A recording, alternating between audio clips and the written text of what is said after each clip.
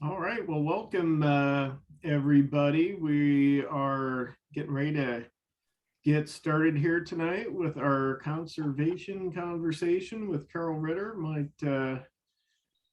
give it just a second to see if anyone else jumps in the next minute or two, but we will get rolling shortly. Looking forward to hear from our good friend Carroll about his travels across the state, photographing magnificent trees and old growth forests and all those neat things. So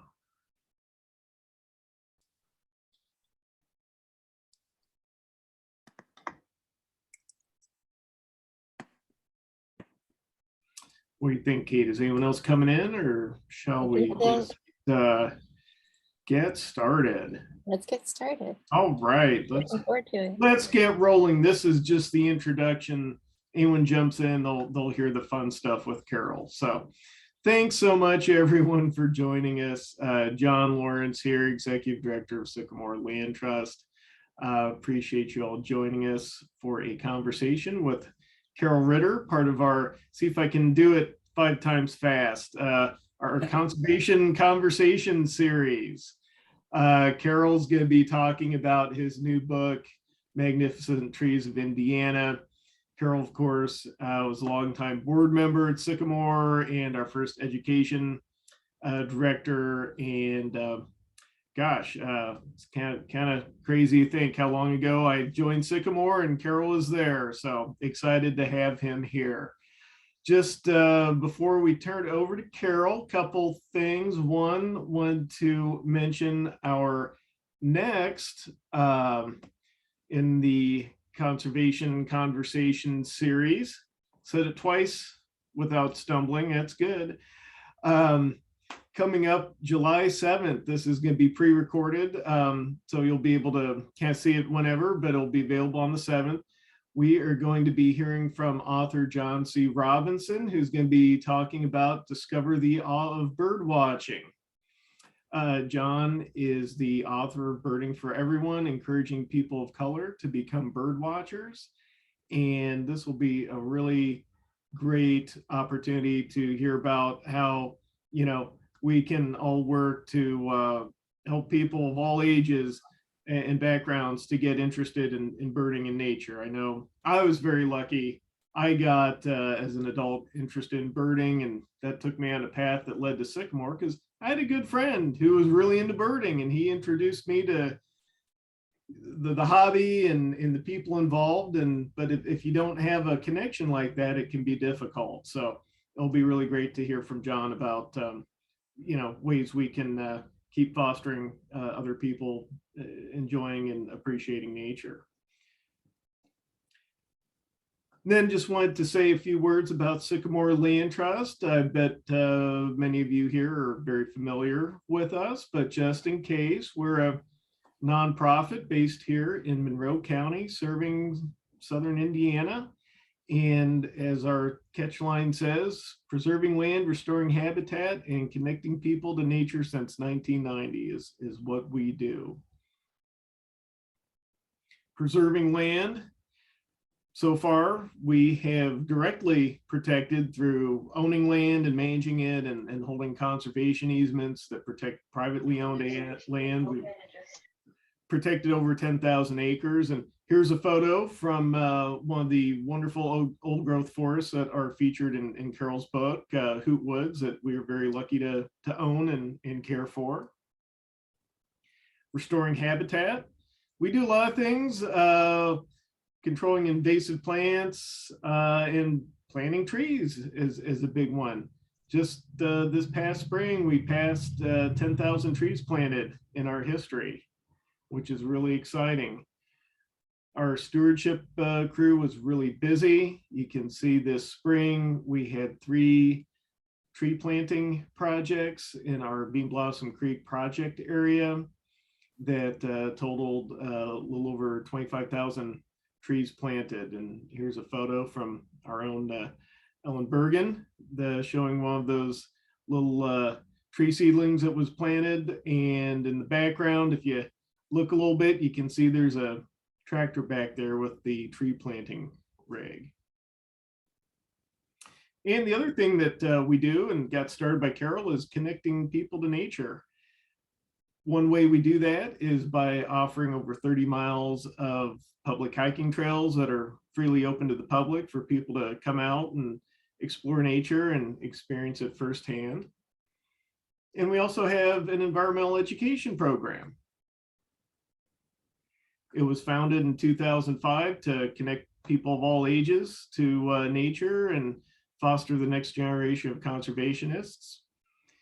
Carroll was our first education director and just did so much to get the program rolling and guide it for many years. And it's really amazing that in that time, we've connected with over 35,000 participants.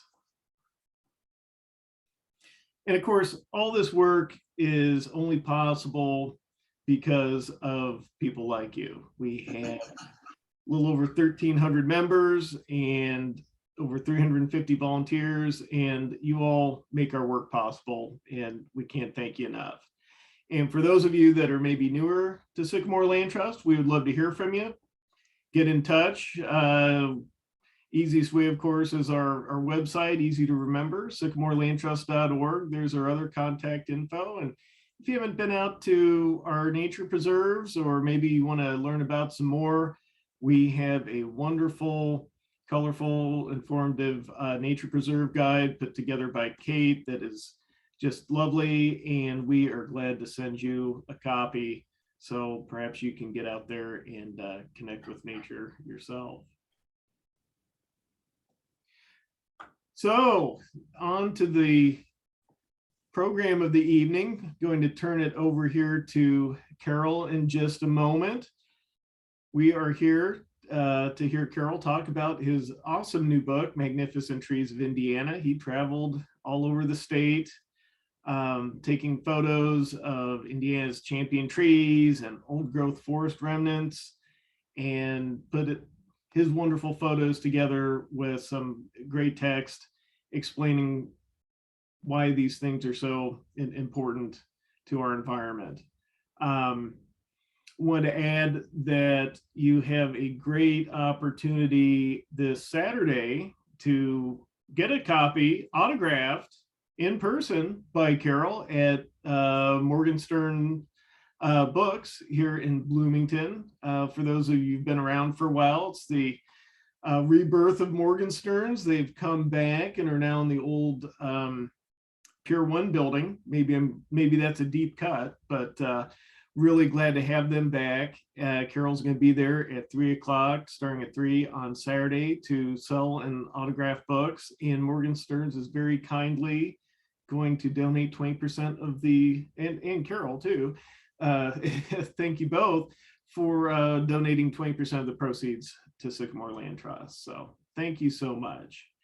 And once again, if you have any questions during the presentation, just type them in the chat. And at the end, our question MC will be our own amazing stewardship assistant, Ellen Bergen, who, spoiler alert, was one of Carroll's program participants way back in the day when they were much younger. So really neat that Carroll's influence took Ellen from being in elementary school to interning at Sycamore, and now going off to grad school to pursue environmental education. So without further ado, and you may have heard my dog in the background telling me to turn it over to Carroll. Carroll Ritter, please take it away. Thank you. Thank you, John. It's a pleasure to be with everybody tonight and share some experiences that I had. Many good years were spent at Sycamore, and so I'm pleased to be here tonight to share things with a lot of the members. John, we have a screen. We have that on the screen. Can we go to yeah, just for my personal, can we just connect with me as for my picture, and then I will share screen in a bit here. Kate, can you pull me over? Yeah, my bad. Sorry.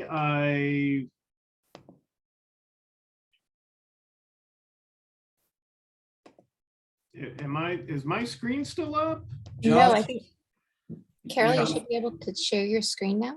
Can you- Okay, good. Sorry. It is live, folks. We're not kidding. And that's okay.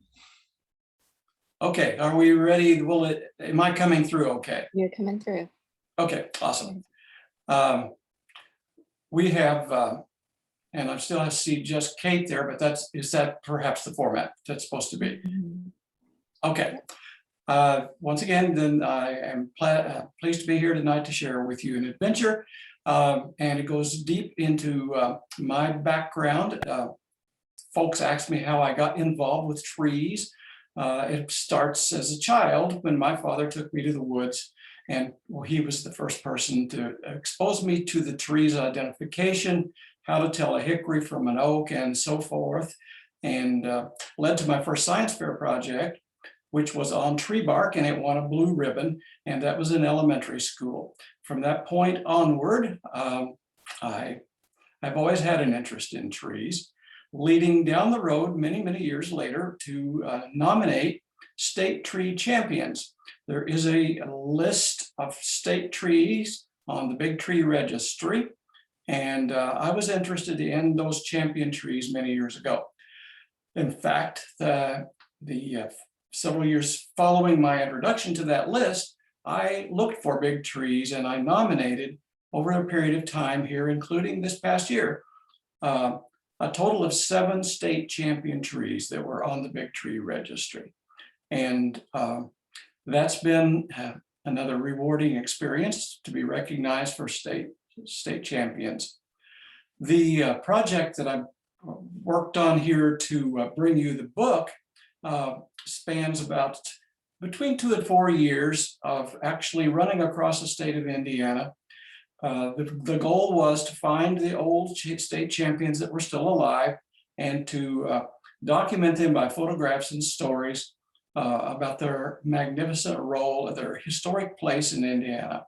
And about 1,900 miles were traveled from northern Indiana, from South Bend area, all the way down to the southern part of the state, down to New Albany, and then from the eastern side over near Richmond, Indiana, over to Vigo County on the west side. So I've covered a lot of territory to present this, to get the book all done.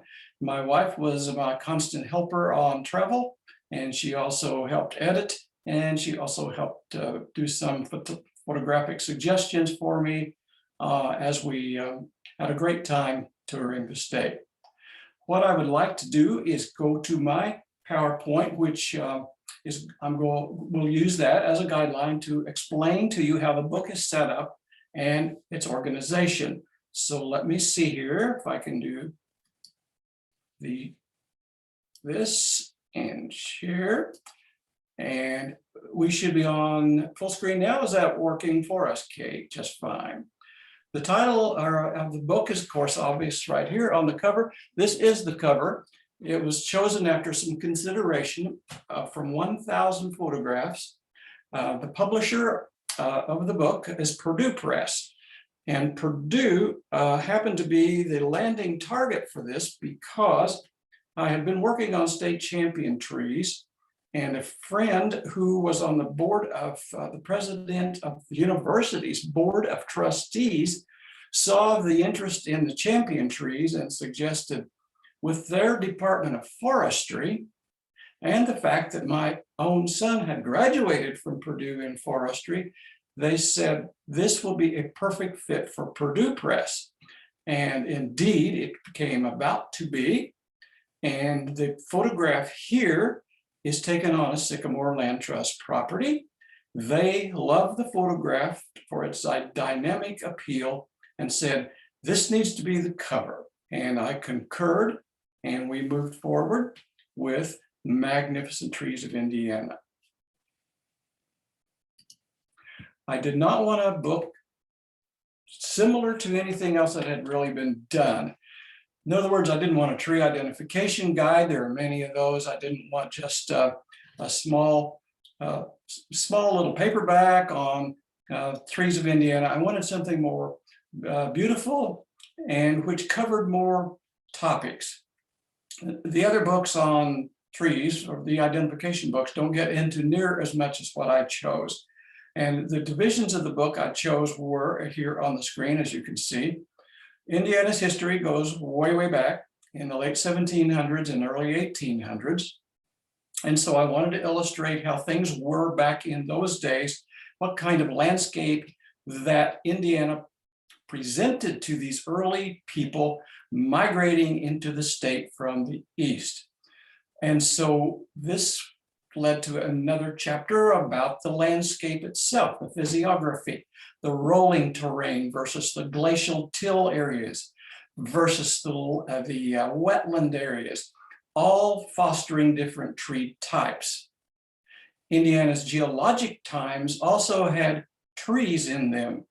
And part of my book discusses the fact that millions, in fact, a couple of 100 million years ago, there were sort of trees and forests way back in the Mississippian time period, long, long ago. Those ancient trees were really not our hardwoods and conifers of today, but they were precursors in a grouping called the cycads. And I refer to this in my book as I stood on a landscape protected as an old forest on top of coal beds. Way below my feet were coal beds that were indeed ancient forests, and I was standing on top of 250 million years of geologic time. And so this is mentioned in the book too.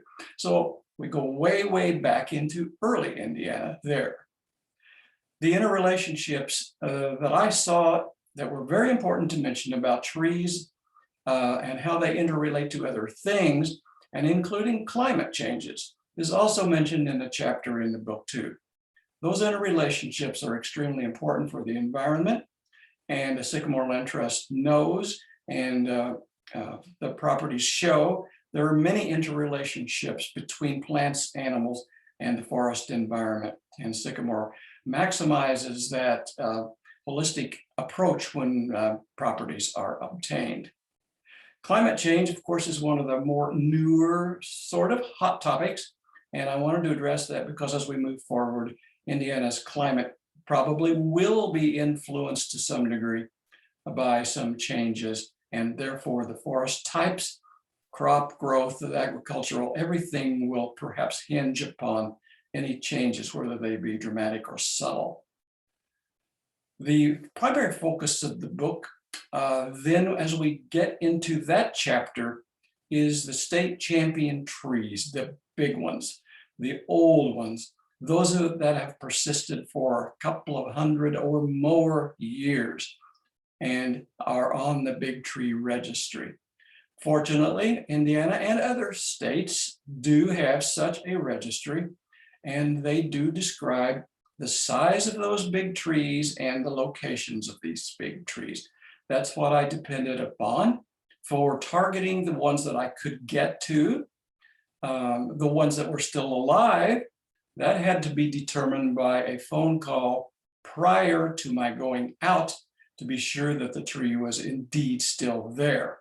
And in some cases, those trees had passed away. They had died since the registry in 2015. The new 2020 registry has not yet been put out, but some of those old trees that passed away have been replaced now, and we'll see what those are. The old growth forest locations was another thing that intrigued me within Indiana.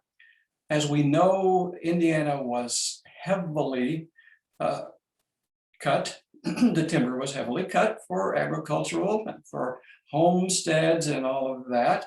There were very few places ever left unspared, but Indiana does have, depending on the count, between 20 and 30 old growth forest pieces, not huge, large, 200 or 300 acre things, but 17, 24, 40, 80 acres that are still protected with those old growth forest characteristics still there. These were obviously extremely inspirational to me as I entered those locations. Another chapter segues from that, trees of beauty. I wanted to include a chapter with specifically illustrative pictures on the absolute stunning beauty of trees. And this, of course, spans from fall through winter through summer and spring. And you will see several trees of beauty, some of which I'll be illustrating very soon as I go down through the PowerPoint here. Another thing that had never been addressed, in fact, this book is just a different take on trees than any other book in print for Indiana, at least, was the odd and unique characteristics of some of these trees. People will say, what is all that red bark? Why is that tree curved? Is that a marking tree from the native peoples? Why is the tree all bent out of shape? Why is it swollen? Why does it have curly marks all around the bark, from bottom to top? And so I have a chapter which addresses those pictures of trees like that. I think you'll find that intriguing too. Then I go to a chapter of preservation, of which Sycamore and other land trusts in Indiana are very influential in helping preserve Indiana's heritage, the old trees, the old growth, specific environments and sites from Department of Natural Resources, Division of Nature Preserves, TNC. There are a lot of organizations and land trusts that have helped save places that are very special to us. And then lastly, how do trees actually benefit people? We talk about trees, but we are the people looking at and enjoying those very trees. We are writing about that as people, as humans, interacting with trees. And so I have a chapter specifically showing how that works. We find that Indiana has changed dramatically over a couple of hundred years, obviously. The picture on the left shows the forest types that were present back around 1820. And as you can see the coding there, your screen is full screen. We have variety of tree types depending on the locations and physiography of the state. So you see back on the left side there, a lot of wetlands back in Indiana in the early 1800s. We don't see those anymore, only pieces because of the drainage of the wetlands. And their forest types were rather unique. And so you can see pieces and patches of that today in northern Indiana, some of those bogs with tamarack and things like that that are more northerly in their type. And down south, of course, we have the most trees down here today. As you see on the right, the forest today primarily is located in the dark green patchwork. We have a very unique area here in southern Indiana called the Mitchell Plateau, the karst area with caves, sinkholes, swallows. That influences the geology and the drainage and somewhat modifies the tree types. And the barrens that we do have down in here, pieces of glades and barrens also determine tree types. And so we have a rather unique situation in this unglaciated section of Indiana. So that comparing to the right-hand side, you will see dramatic changes in that, in the trees.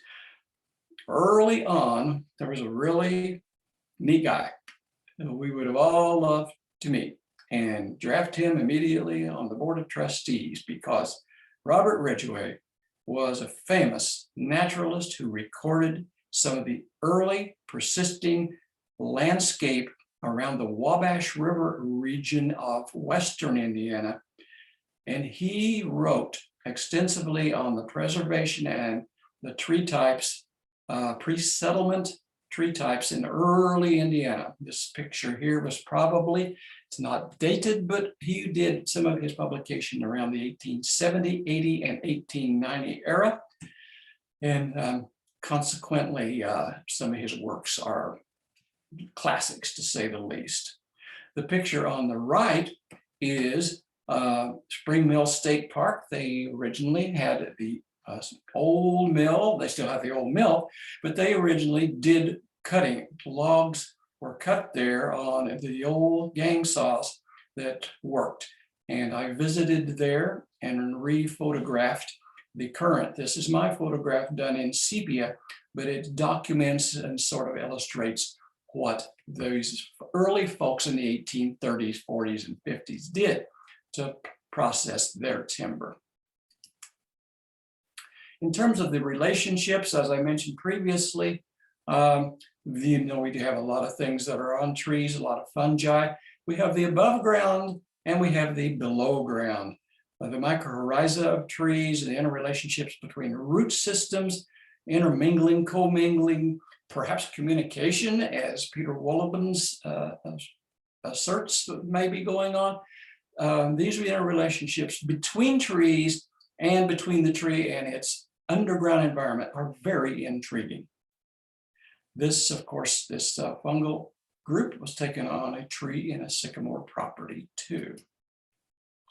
The largest old champions I will illustrate here with a few examples. You'll have to get the book to see all the rest of them in there, but I visited 74 state champions or trees that were close to being state champions. The one on the left here is the bur oak. A bur oak's one of those, obviously, oak species. This is the biggest tree in Indiana as far as the bur oak. It happens to be the biggest in the United States. It's on the National Registry of Big Trees. This is down in Posey County, and a good friend of mine who helped me find trees down there, this is his daughter Alicia, standing by this gigantic bur oak. In the middle picture, we have the state champion tulip tree. Indiana's obviously the state tree. This is what we call an old wolf tree. In other words, it has gangly old limbs because it was probably open grown and not deep forest grown. But it's a giant old thing. It's worth taking a look at. Reminder that some of these are on state property and some of them are on private property. Some are on TNC and some are on Division Nature Preserves. The private ones, it's more difficult to get access to unless you, of course, make those connections. The picture on the right is a southern red oak state champion in Vanderburgh County. And I had not been too familiar with southern reds because most of the trees around our area here in Monroe and Lawrence and surrounding areas are mostly the northern red. But this was a cool tree, fantastic big thing. Once you walk up to them, you're dwarfed.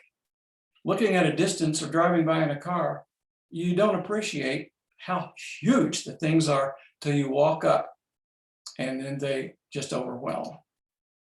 Sugar maple in Owen County, not too far from Gosport, a stone's throw from Sycamore, and just before you go to McCormick's Creek, this is a state champion sugar maple. It's the new one. It's on the new list of those. And state champion swamp chestnut oak.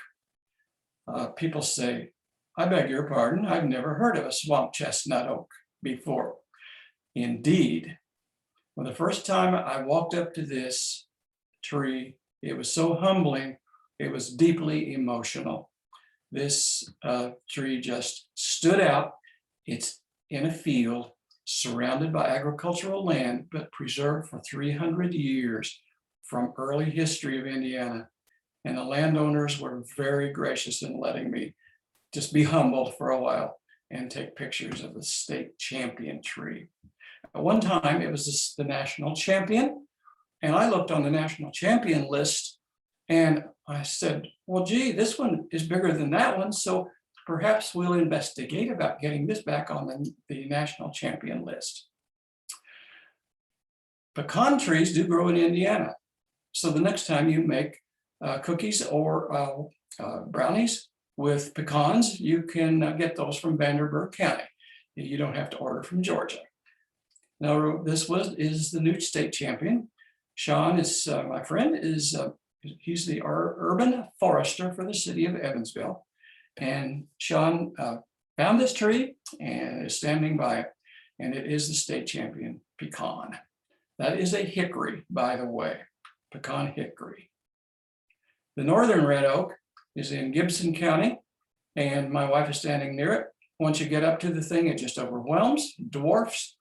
It's one of the most magnificent trees in Indiana. And it's truly something to see. It's private ownership, and I had to very graciously ask for permission to go see it and photograph it. And it was kindly given to do it. So it's in the book. Pignut hickory is another one of those. Those hickory groups.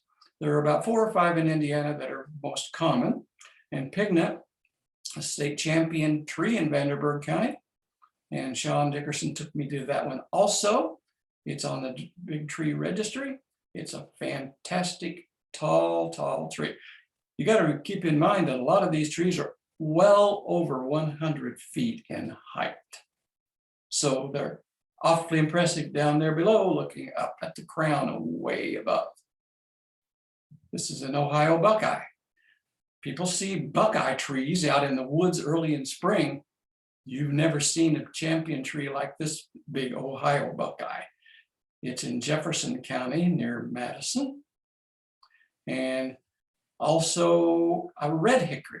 No one knows too much about a red hickory. People have not seen a red hickory very much, but this is a state champion one, once again in the Evansville territory, Burdette Park, as part of the Evansville Park system. Old growth, we'll just touch upon that briefly. You don't have to see all the other champion trees when you get the book, but the old growth forests, they just kind of, oh my gosh, they just kind of mesmerize, stun, and humble.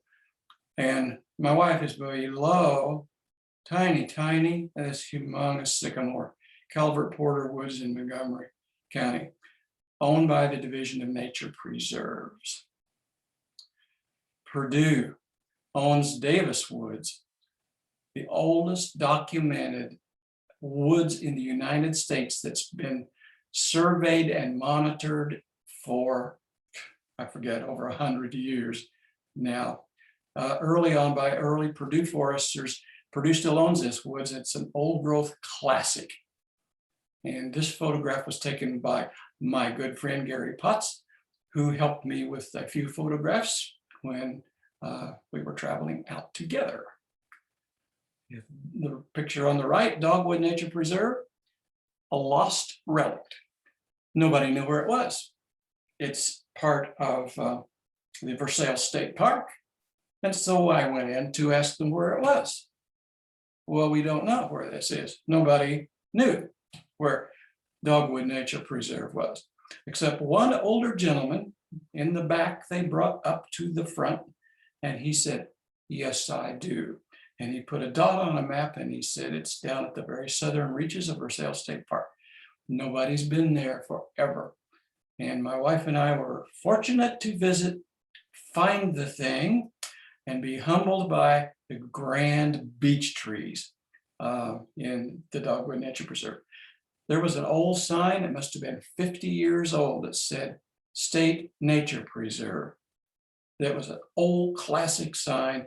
We knew we were in the right place when we saw that sign, and sort of refound, lost and refound.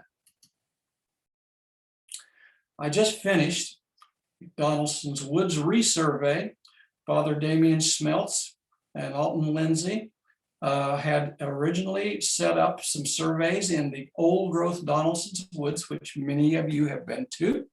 We did a resurvey the last week with a special team from Division of Nature Preserves and from Ball State University.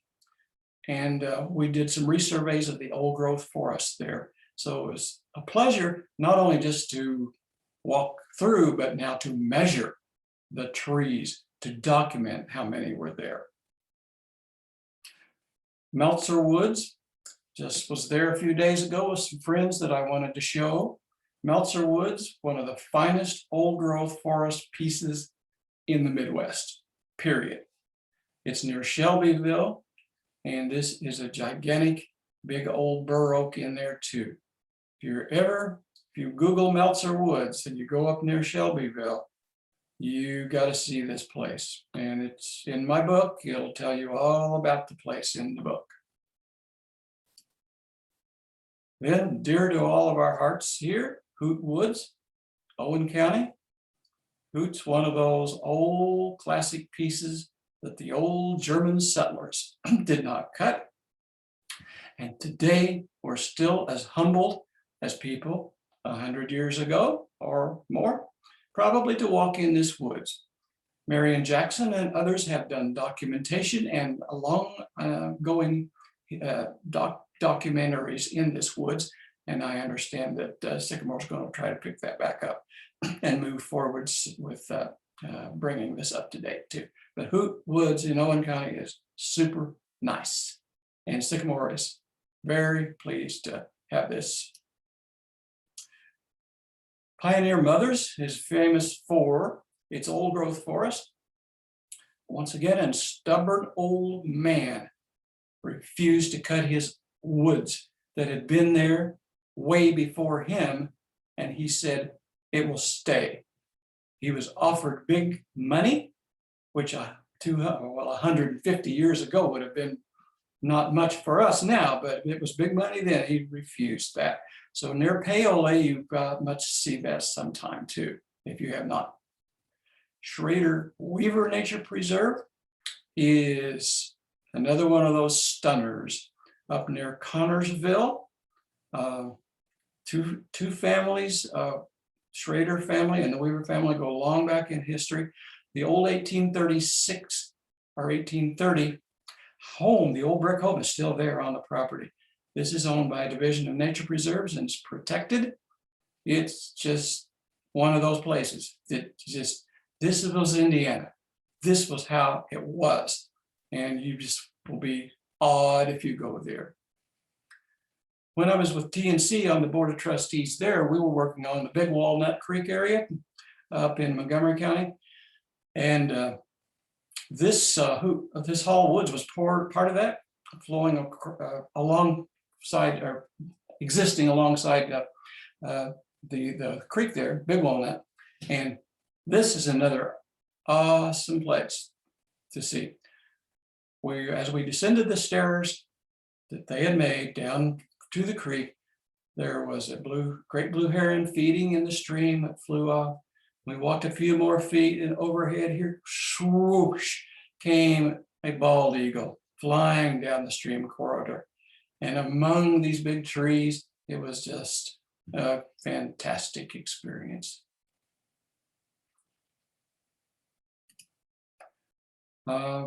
We have presence. Sycamore's got a presence down, as you know, a big presence in Vanderburgh County.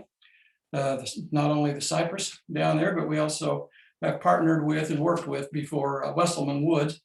They have one of the nation's most outstanding urban woods, old growth forests. Who has ever heard of such a thing? In an urban city, an old growth forest of a couple of 100 acres. This is like unreal, but it places Evansville, Indiana on the map for preserving something like this. And so once again, you walk through here and you just, you appreciate early Indiana. Over here on the right, we have, whoops, go back here.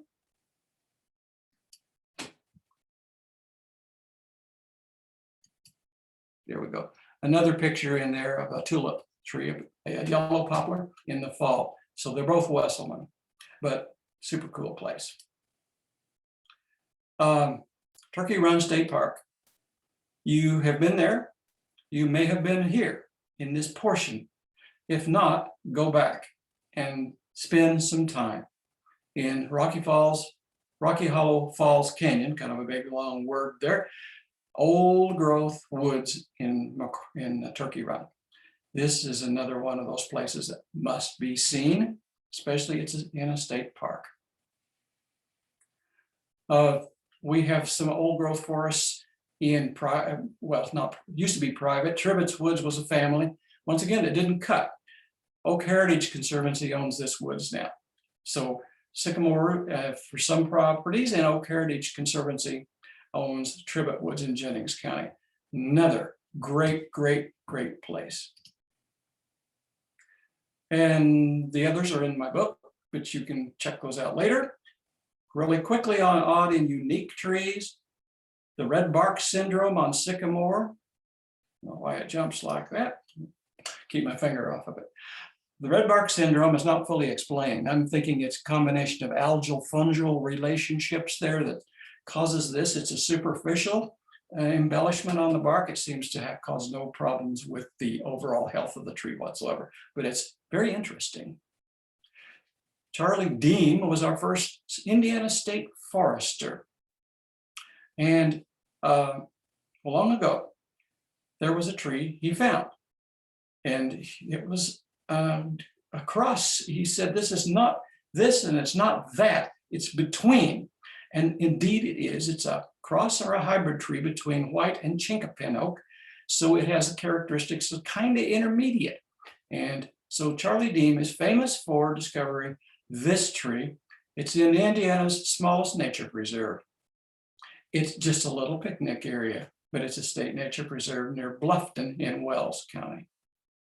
Another unique thing is burls and oddities on trees, these big swollen places on trees. You've seen those before. Most of those are fungal or viral. And this is a black oak tree with a humongous basal burl on it.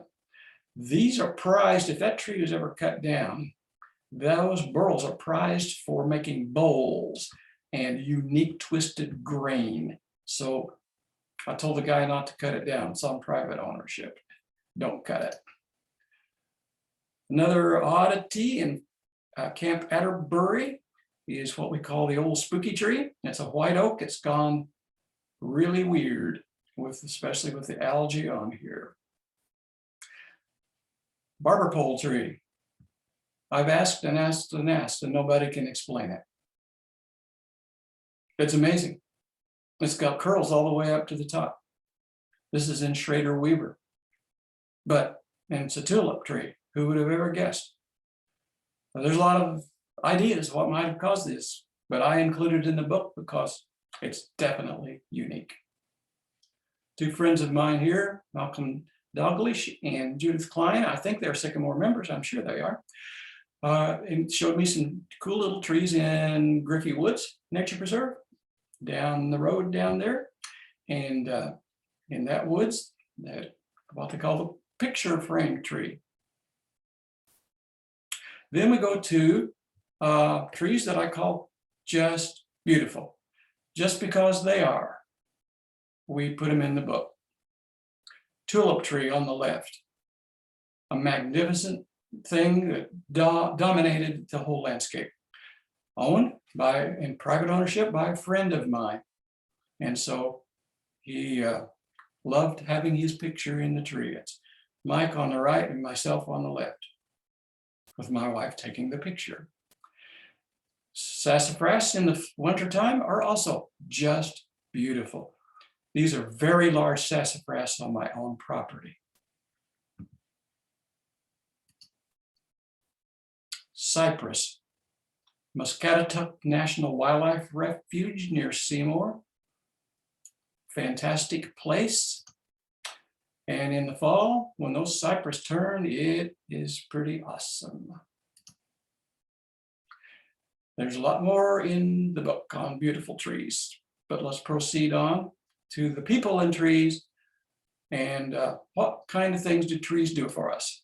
Well, in the spring, on the left, you take your big 5-gallon containers out, you go to your spigot or tap in the sugar maple tree and you fill the bag and dump it in the containers.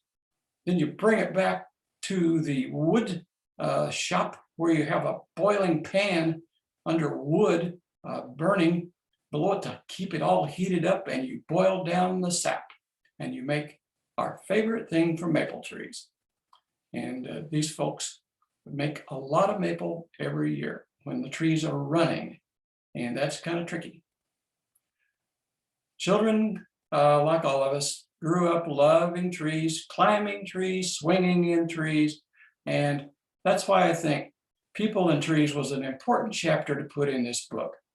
Look, we all have a love for trees in one way or another, and I think she shows that. Here's a 150-year-old oak tree with a humongous outstretched limb. We rigged up a swing from this limb so that my grandson could swing on my old oak tree. So we're really lucky on my property to have many grand old trees too. State champion silver maple tree is 10 feet across, so big that children could stand up in there and still look small. This tree is near Williams, and I documented it, submitted it as the new state champion silver maple. So it is now the king. And education, early education, and Ellen can speak to this as far as getting kids out into the woods and teaching them not only trees, but other skills in the woods. It's never too early to start. My sons were carried in little day packs. Within 2 days after they got home from the hospital, we had them out in the woods. And my grandson here is learning his tree ID by leaf on this big black oak that's one of my own trees. Another thing that's very important to people we cannot dismiss is the value of trees for products that we all need, we all use. So we're all about saving the old growth and saving those big giants and saving ecotypes, absolutely. But for those areas that have been harvested 150, 200 years, they've been in constant production, under proper management, if timber is selected and cut correctly, responsibly, sustainably, then we do get things from it that we depend upon.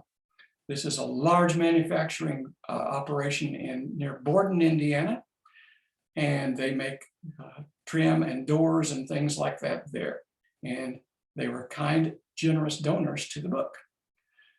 The picture on the right of Amish cabinetry is also something a lot of people love, and the Amish are craftsmen at making beautiful cabinetry from trees too. And so we end. There's much more in the book, but I end with a closure that talks about the silence that we encounter when we visit an old woods. The old aged trees that are there, the mossy logs finding their way back into the soil, the woodpeckers working, the squirrels gathering hickory nuts, the salamanders scurrying around underneath the log on which you're sitting. And here, only thing you hear are them and the wind through the far up canopy speaking to you also. This is the place we can sit, meditate. It's existed long before this day that we're there. But don't we all need places like this preserved today for us? Yes. The Indiana of the past can still be with us, and the Indiana of the future is yet to come. But our glorious trees that we enjoy now, the silent workers, may we care for them as they have served us so long.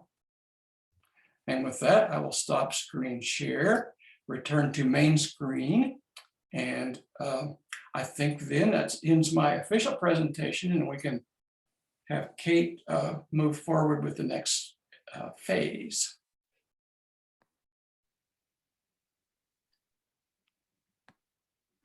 Excellent. Thank you so much, Carol. That was really wonderful. I'm going to turn this directly over to Ellen. Ellen, to facilitate the question and answer portion of this presentation. Yes. So hi, everyone. I'm Ellen Bergen, and I'll be facilitating the question and answer portion of tonight's talk. Some of you already have your cameras on. If you would like to, feel free to turn them on.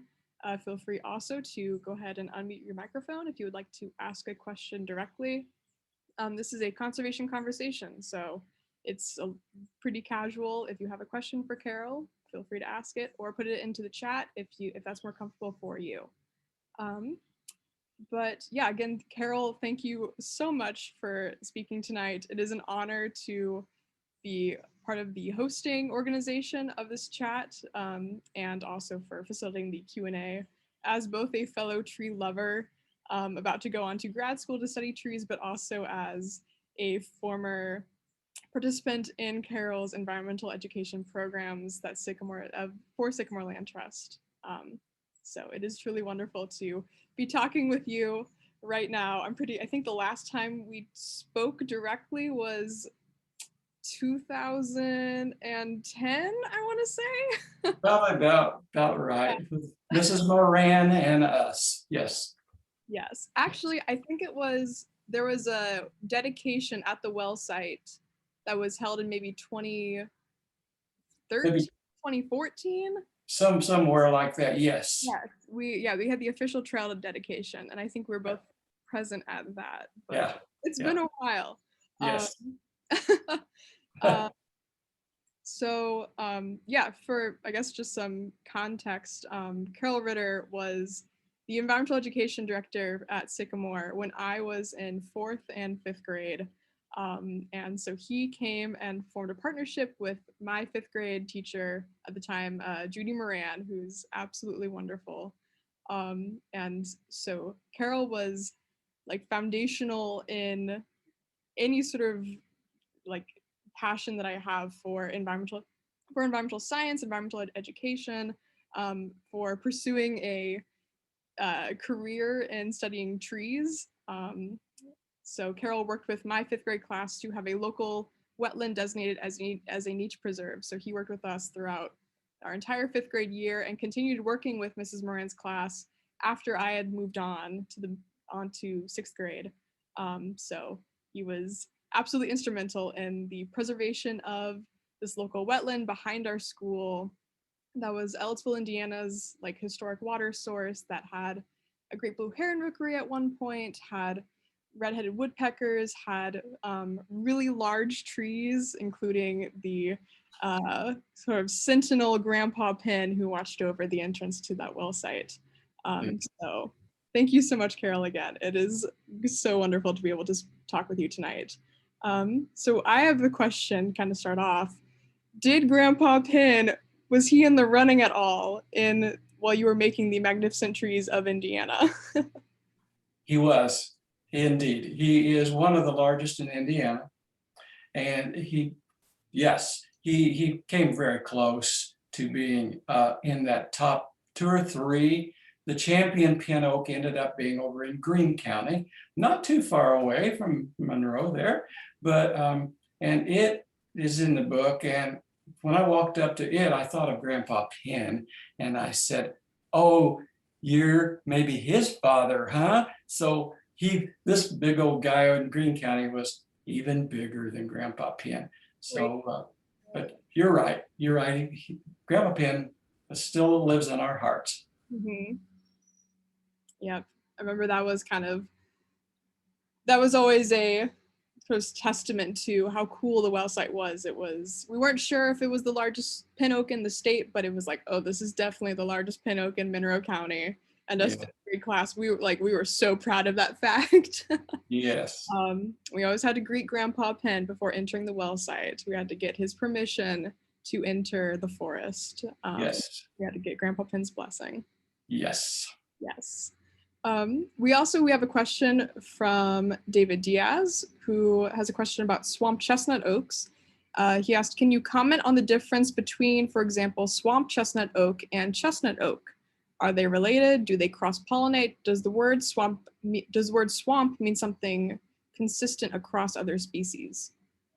Yes, the swamp chestnut, of course, as the name infers, prefers those lowland wetland environments more so, can be found on higher ground, is a distinct species, often found in combination with swamp white oak in nearby, in the same community type. It is different than the regular chestnut oak, Quercus prinus or Quercus montana, whichever Latin you prefer. But yeah, there's 2 distinct types. The chestnut oak is way different, not only in terms of bark, but usually overall size is less on chestnut. Usually, I mean, there's no hard fact overall for that, but usually the ones I encountered. Also, chestnut oak really likes those rocky, rough, sandstony ridges that are in Brown, Bartholomew, and all the way down to the Ohio River along the highlands. So chestnut oak is more highland type environment, and swamp chestnut usually lower. They do cross. There are many oaks. In fact, most oaks, if you go to oak hybrids and search, you will see, I don't know, 100 crosses possible between the oak species. They're all Quercus. And within that genus, we do find a lot of hybrids. There's one in the book, my book, called Beetle's oak. It's another cross in the oak group. So you are correct. There are crosses possible. But that swamp chestnut that you saw, there is a unique species and usually a particular habitat type. Thank you very much. Those, I mean, I'm certainly not any kind of training in botany or anything, but I grew up in the Evansville area and took a class in field botany, and the professor was showing me the swamp chestnut oak, and I was like reeling them off, and my book didn't have swamp chestnut oaks. I realized how naive I was probably, but I didn't realize there were so many potential hybrids. Yeah, there are. And down in Evansville area, Vandenberg, Posey, there's also overcup oak and post oak and blackjack. There, you know, all those. And overcup is out there in those cypress swamps towards in the Mount Vernon, Hovey Lake area. There's a lot of overcup, and you probably know about that too. But yeah, you can get those crosses between so many of those oaks. It's rather amazing. Thank you. Yeah, thank you, Carroll. Yeah, knowing just from experience and both being out in the field and trying to ID trees, to ordering like just multitudes of species of trees as part of our sycamore tree plantings, I was like, we have all these different types of swamp, like swamp white oak, swamp chestnut oaks, and then being out in the field, just being like, you know, like the bark of this kind of looks like a white oak, but it has like chestnut leaves. And then Chris Fox, my supervisor and mentor in so many of our field activities, was like, yes, that is actually a swamp chestnut oak. And it was like, whoa, That's I didn't cool. know that this was here, but it's really, yeah. The diversity of trees here in Indiana are just absolutely phenomenal. It is amazing. A lot of people pass Indiana over in terms of ecology, environment, and everything. You know, it's cornfield. Well, yeah, if you drive the right pathway, you can drive across cornfield across the state. But if you just get off a little ways, or you look for these places, a lot of them are Googleable, that you can find them, especially Division of Nature Preserves. Their site has a lot of places that off the beaten path a little, some surprisingly not too far off the beaten path, but Indiana has a lot of really cool spots. And I can tell you that for sure, traveling 1,900 miles, crisscrossing back and forth, I found a lot of those really cool spots in Indiana. Yes, and that's incredible. Can you tell us more about like what the logistics were for having this journey across Indiana, and like the planning that went into it, especially, you know, kind of talking and communicating with people whose like the, you know, largest trees were found on their private property. Was there any sort of difficulty? What was that sort of experience like? Well, first of all, on a trip, let's suppose I start at one location, end up in another in northern Indiana. So I start in southeastern Indiana, and on one, it's a 2-day trip, but we go up. I link together those champions on the Big Tree Registry. I, of course, pinpoint them on the map, and then I try to link them together in one flow to maximize my efficiency of mileage and Fortunately, this book was done before the tremendous prices now on gas, but I tried to make a logical link to get all these in one kind of circuitous path that I could. And that worked out pretty darn well. As far as some of those private trees, I had two things. One was the big tree registry, and it had ownership, who owned the thing. So I was able to contact those people sometimes. Otherwise, a good friend of mine who's a district forester, Janet Egger, she and I have been good friends for 25, 30 years. She is in charge of the big tree registry. So if behind the scenes, I needed a private piece of info on, now who's the current owner and how do I get a hold of this person? She was able to go kind of behind the screen and find me some things that I needed. So that's how I made some tough things easier to find these and to get permission. If that answers your question sufficiently. Yeah, thank you. I have a question. Hi, Carol. This is Chris Fox with Sycamore Land Trust. Thanks for the presentation and the wonderful book. I had two questions for you, somewhat related. First one would be in your career and in obviously the research for this book.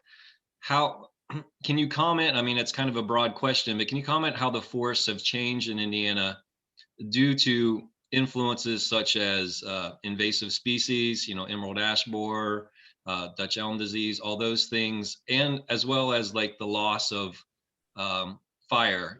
Fire was a part of maintaining some of those ecosystems, some of it natural, a lot of it man-made, fires, pre-settlement and settlement. How that has influenced the forests that remain and maybe even impacted some of these state specimens that might have been protected from some of those things. And then I'll save the second one to follow up your answer to that one. Okay, sure, Chris. Yeah, you kind of answered it in a way yourself, that we indeed have seen changes over a period of these 200 years. Now, of course, the original major change was settlement coming in, settlers clearing the land, burning the trees, sometimes indiscriminately. I mean, just burning the trees because they wanted the land cleared, period. There weren't really markets for some way back in the 1820s and 30s. The markets really weren't there to make good use of the thing. So some of them were just stackpiled and burned.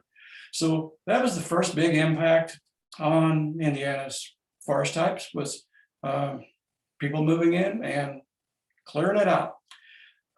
More currently, you are correct, and of course urbanization and all of that, selling woodlands, woodlots for development. Everybody likes a beautiful home in the trees, so let's take this beautiful woods and let's make our own private little retreat in this woods and build a nice asphalt driveway and a $750,000 home. I've actually seen this occur.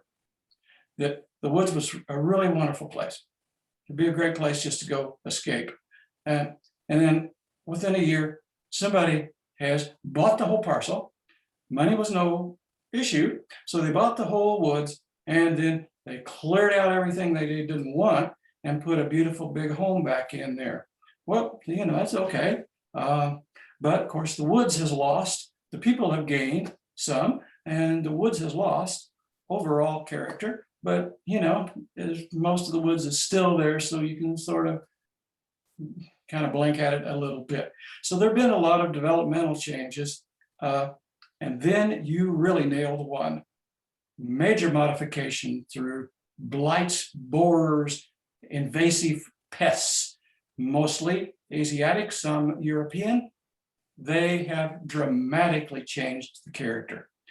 As you know, the American chestnut tree, which Chris has seen in my book too, I have a nice chapter on the American chestnut. I'm one of the leaders for the Southern Indiana task force on the Indiana chapter American Chestnut Foundation. So we're working with trying to find some of these chestnuts that still survive. But anyway, the blight, the chestnut blight just killed them all. I mean, billions of trees. we're talking billions of trees throughout the Midwest and the East, mostly, some southern areas.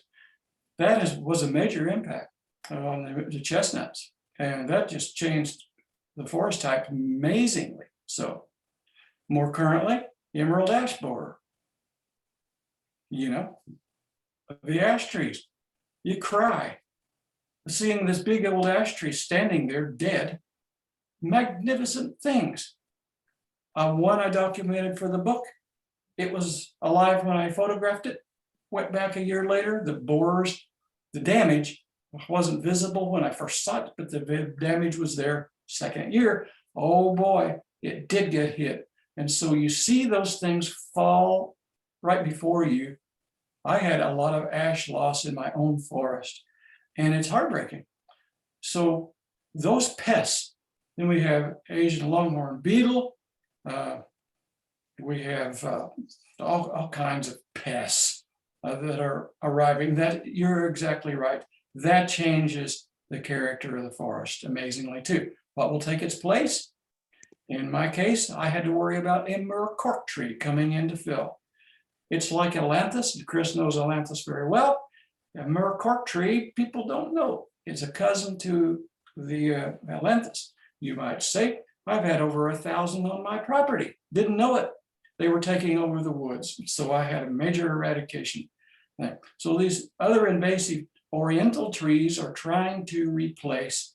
And if there's an opening in the forest, they will absolutely take over.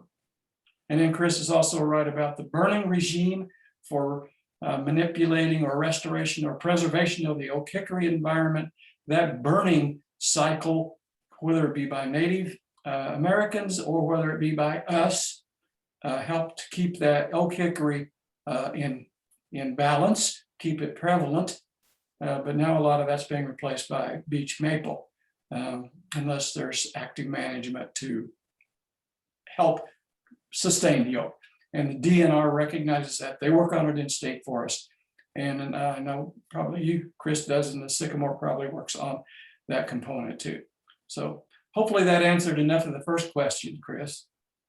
Yeah, it does. And it leads, and I'll just add one thing to what you're saying about, the impact. It kind of cascades too, as far as the change in like the chestnut, as you know, that was a big factor in the demise and eventual extinction of the passenger pigeon. And so, and when you think about, we're talking about trees and a focus on trees, but the impact of the trees obviously impacts the whole ecosystem that's dependent on those trees.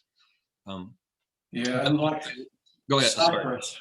Another thing, cypress, you talk about these passenger pigeon flocks. Some of those cypress, grand cypress, 120 feet tall in the old Indiana along those river banks, so bent over with passenger pigeons that the limbs almost broke down.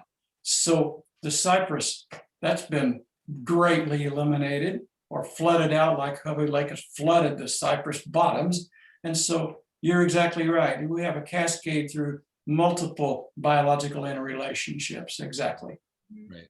So my follow-up question is, as you alluded to, the changes and the invasive pests, which a lot of people think of plants, but they're obviously invasive animals and insects that can really damage our ecosystem. And a lot of the environmental movement is facing challenges. We're facing climate change, invasives, all these things. And then you go look at all these state trees and you talk about some of these champions dying because a lot of them are older or they're isolated individuals that are obviously a little more vulnerable to storms and pests and obviously development around them. What gives you hope from writing this book? Because here I am facing these challenges every day. And sometimes it's easy to get discouraged by another invasive species or another situation comes up. So what in your career and maybe in writing this book in particular gives you hope for the future of, conservation and the planet in general? Well, if you don't own it, you can't control it. This is where the land trusts, Division of Nature Preserves, TNC, and all the properties for the last 30 to 40 years that we have worked hard to protect forever, like Sycamore's mission, those protected properties do have hope, because you're not starting from zero with a tree planting, admirable and wonderful as it is and is necessary on properties, our properties, yes, but preserving the intact woods was a brilliant strategy that gives us hope that at least the place is there. When the old one comes down, hopefully then another one will come along. Many are in suppression, in other words, down below waiting to take their turn. I was up at Meltzer Woods last week. A few 300-year-old swamp whites or chinkapins up there are dead. You look up 120 feet and they're dead. Dead as a doornail, and they're 4 feet across. I mean, they're just like, oh no. It's like Ellen said about the grandpa pin tree. That thing was what, 5 feet across or so, 4 to 5 feet across. When they go, which is part of the natural regime, usually if the forest has been left, there's something left there that will take its place. So with management, to guard against the invasives finding that small sweet spot that they can take over. So Chris is right in that respect, that yes, the place is there. We have hope that it will stay there intact, but we must help nature out when it's under fire from these pests, both fungal and other trees, all these pests. So if you keep at it, it's a battle that's never going to be won, but you have to keep at that. And Chris is out there every day trying to deal with this. With him there and Ellen there, we have hope. Thank you. Yes, thank you, Carol. That was such a wonderful answer and really inspirational.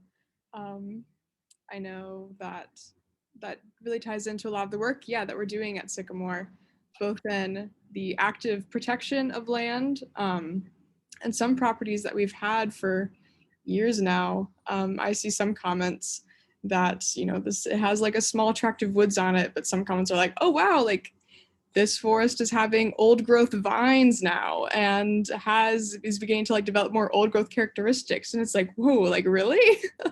So these forest parcels that we've been protecting for years, and even like prior to us acquiring it, had been protected and undeveloped for years, even though it was, maybe logged or had been farmland, like a couple hundred years ago.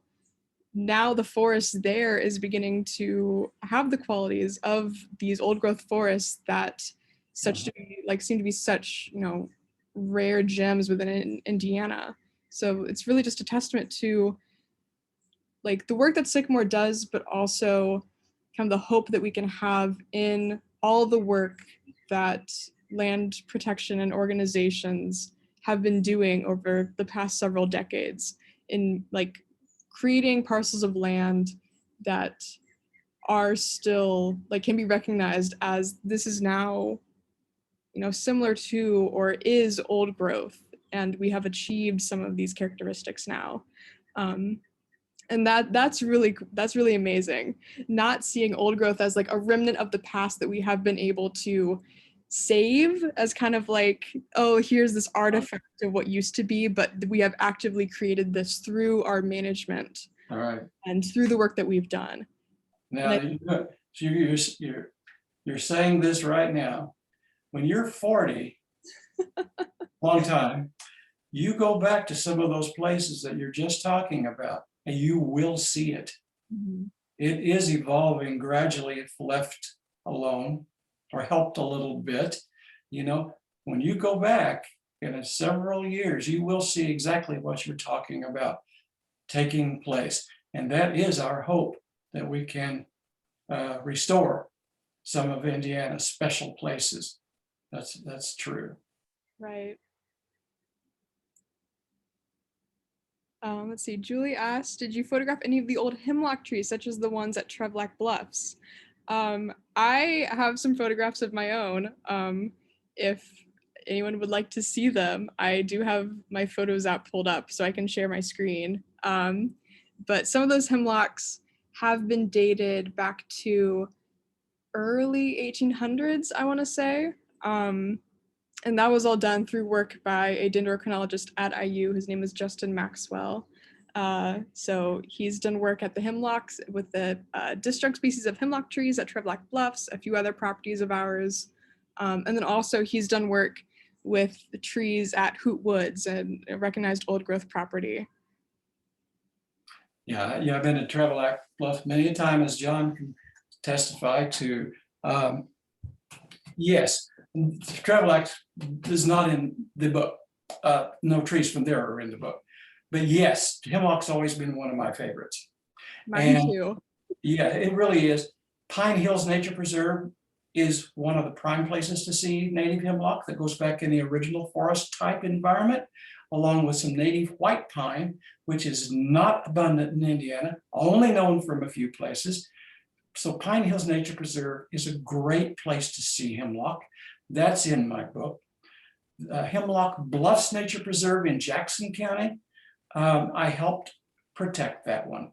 It is a state nature preserve, and I discovered that place, brought it to light many years ago, and brought it to the attention to the state director of nature preserves that he needed to get down here quick, because that land was in private ownership and I feared for its loss. And he came down, we looked at it, and it led to the Garden Clubs of Indiana putting up the money to buy it and dedicate it as a state nature preserve. And I helped do the negotiations with the seller to actually bring that project to fruition. It had a 36-inch diameter hemlock on it, was the state champion. And that's one reason I told Bill he needed to get down there quick.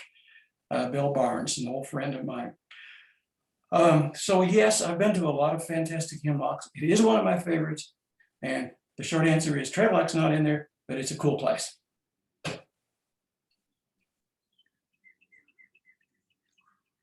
Yeah, I have such a soft spot for Indiana's populations of eastern hemlocks, both through how cool they are geologically, paleoclimatologically, their relation and difference, both from the disjunct populations that we have in Indiana, so like the Pine Hills populations versus the Hemlock Bluffs populations versus the Trevlock Bluffs versus the Back Creek populations, but also their relationship to the main range, which is way further east and stretches all the way up into Maine and southeastern Canada. So hemlock is one of my favorite species, and it's really cool to think about. Well, bittersweet, I suppose. But the Indiana populations of eastern hemlock, because they're disjunct from the main range, there is a bit of hope that they will be defended a bit from the hemlock woolly adelgid that is absolutely ravaging the populations out east within the main range. So yeah, who knows what their future is going to be like. Maybe the Indiana populations that are so separated from the main range will be the only populations that we have in the future. But it's sad, but it's cool that Indiana has those. Exactly. Yes. Yeah. And Julie, I'm going to try. I've got a picture of the eastern hemlock population. Oh, I do not have it actually. It did not go into my files. But Kate asked, you mentioned, Carroll, that you are part of the American Chestnut Foundation in Indiana, and I see you helped to plant potentially blight-resistant chestnut trees in a forest in southern Indiana this year. Do you think there is hope that chestnuts can return to Indiana, and how successful has this effort been so far? Yeah, there's a lot of ongoing research into this. I was just present with a group doing some measurement and some pollen collection. Yeah, there's a lot of work going on with restoration.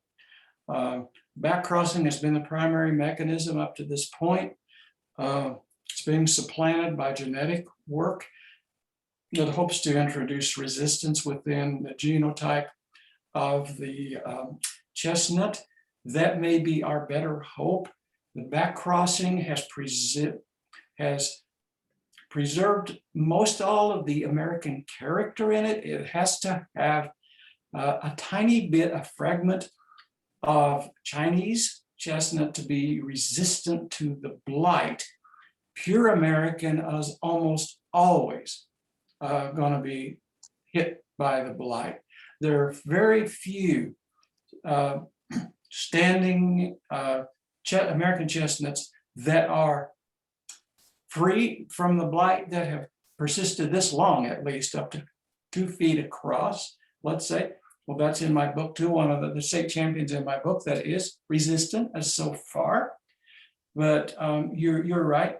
The TACF is working with back crossing and testing orchards, progeny, and they are doing a tremendous amount with this.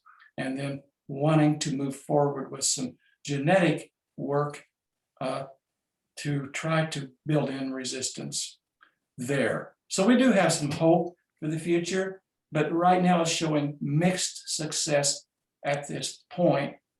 But we just hope to keep working at it until we get at least highly resistant to the blight, at least.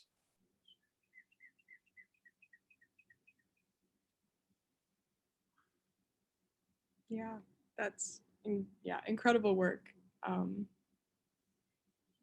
The loss of American chestnut, I don't know, it's one of those very heartbreaking stories that now we can only really look back on.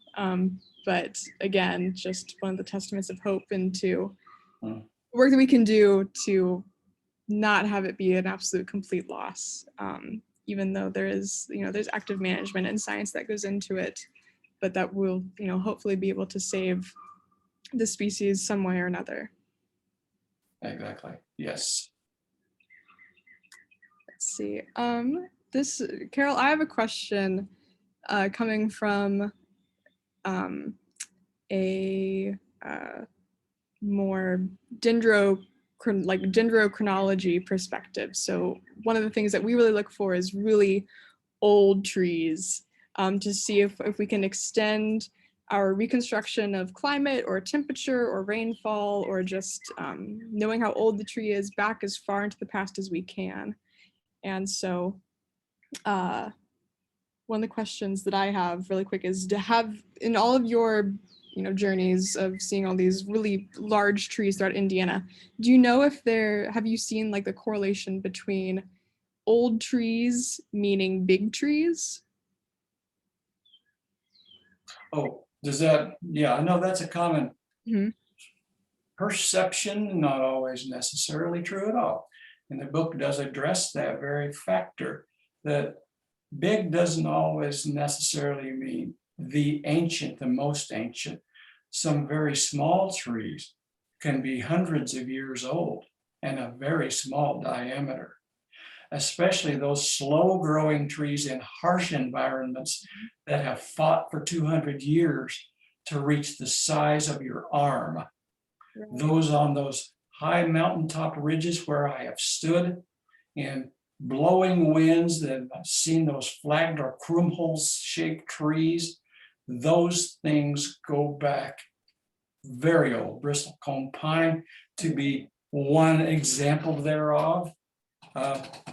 And one in the book, a small dwarf hackberry that we found, Ellen Purcell from TNC showed me this dwarf hackberry in Buena Vista Glades in Harrison County.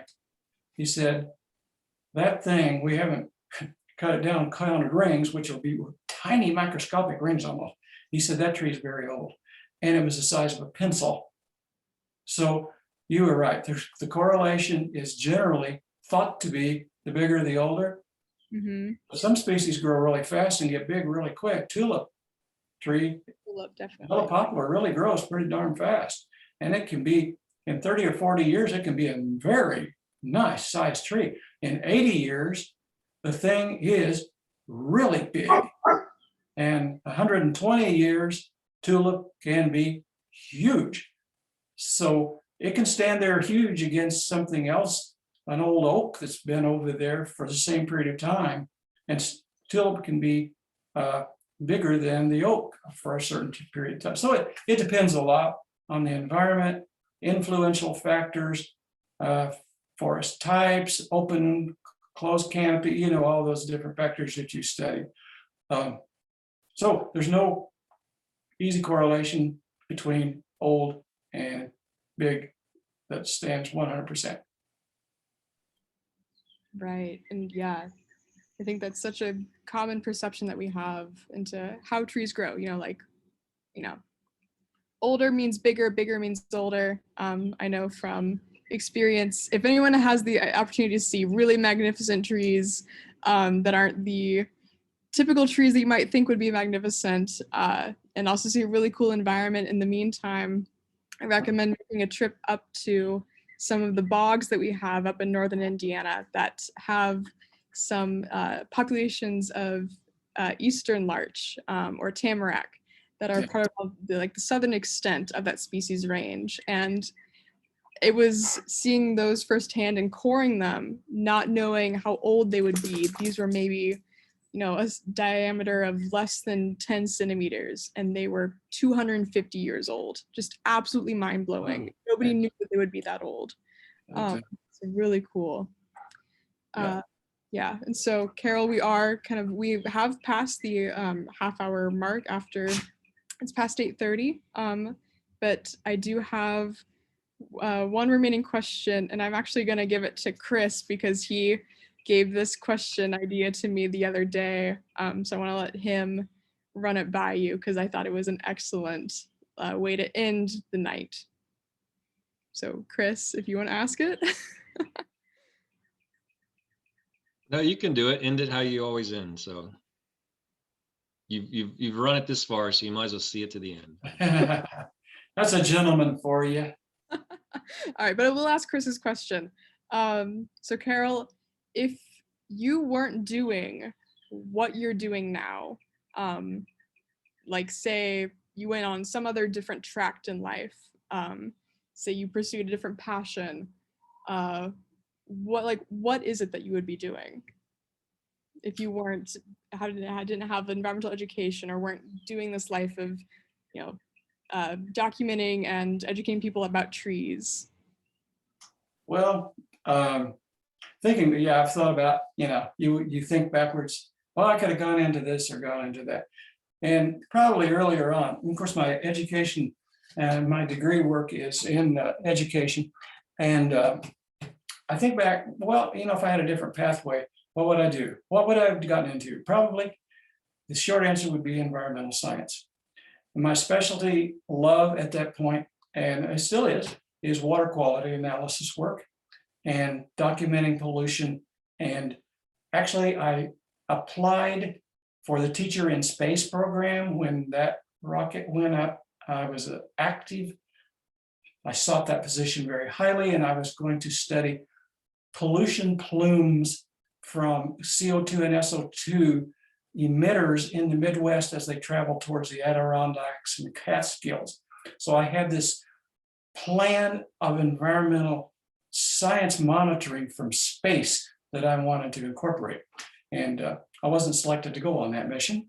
So that was history. But environmental science. The second thing is one of my co-majors. I have certification in a lot of different areas, but geography is another one of my super loves.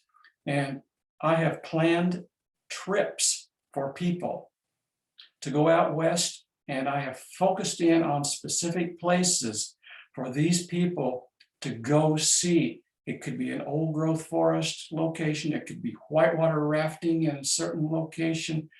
I have had a deep love for planning specialty trips. So that's kind of an odd little thing, but I might have gone into that more deeply too. Geography and history are two other things I really, really like. but I'm pretty well rounded in so many different things. It's really hard to say. You know, I've been on commissions, governmental agencies. I work for the U.S. government. I've worked for this and that. I've got so many experiences. Owned my own business before, and just there's a lot of different adventures in life. Check them all out. They're all cool. Oh, and thank you for that, Carroll. And of all the ventures that you've had and all the paths that you've taken, I'm glad that they have led you to where you are now here talking to us. And I know that all of us here right now, like myself in particular, and everyone who has been a part of any environmental education class that you have led or program that you've led, we're all so thankful for the work that you've done in inspiring generations to continue on and in this field and continue the legacy that you have brought us. So thank you again for everything. Thank you especially for leading this talk tonight. It's been absolutely amazing speaking with you. So thank you. It's been great to see all of you guys in person and talk and get the chats. So been my pleasure. Wonderful. All right. Well, I think that wraps up tonight's conservation conversation. Thank you all for joining us. Have a great night.